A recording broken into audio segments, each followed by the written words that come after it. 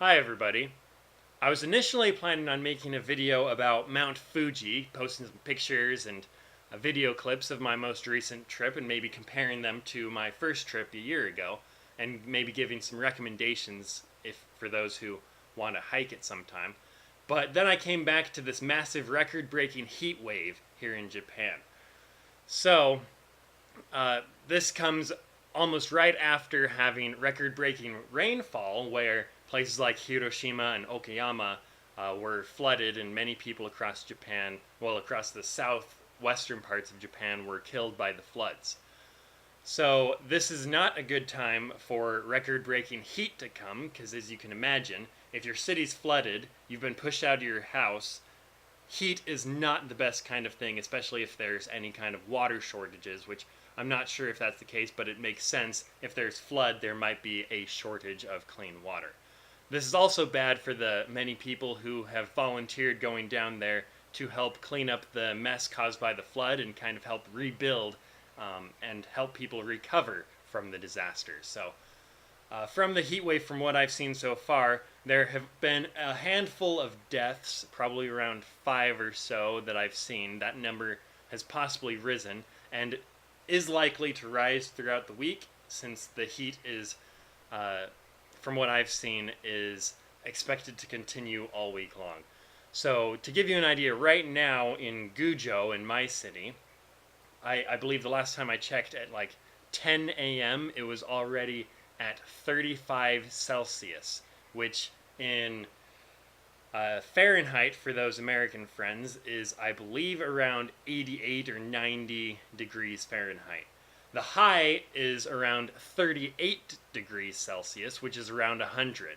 And I just checked the weather before making this video, and the real feel was about 41 degrees Celsius or 105 degrees Fahrenheit. So some people in like Arizona, New Mexico, and other places, which, as far as I'm concerned, are located in the depths of hell.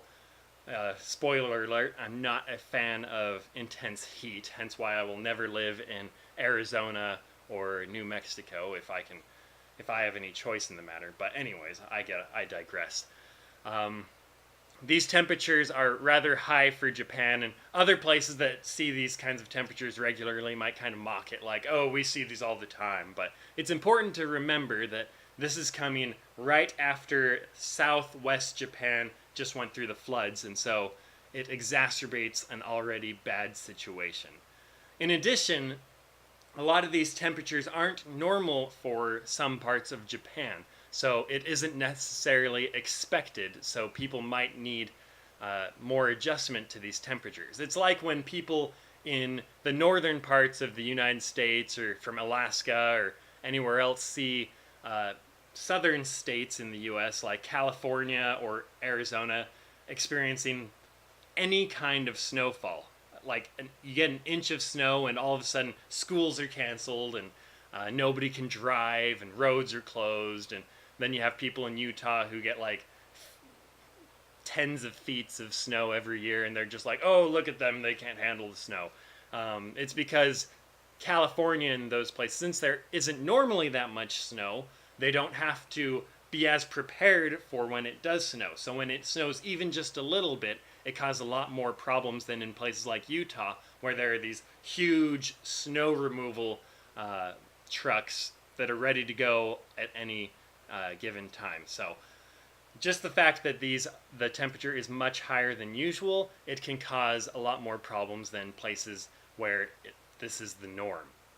One important thing to note is, based on my experience of living in Japan for the last 2 years, it's not necessarily abnormal to have a really hot day following really heavy rain. There's been lots of typhoons or just otherwise super heavy rain that's passed through Japan, and then the next day it's super clear, super sunny, super hot. So that part is not necessarily abnormal for Japan. What is abnormal is the degree of the rain and the degree of the heat we are now experiencing. So last week, naturally in my last videos I covered this, but there was lots of rain that led to flooding and many deaths and evacuations across the western part of Japan. And now there's lots of heat resulting in people being hospitalized and a few deaths as well. happening now. And these, based on my sources, these are record-breaking rainfall and record-breaking heat waves.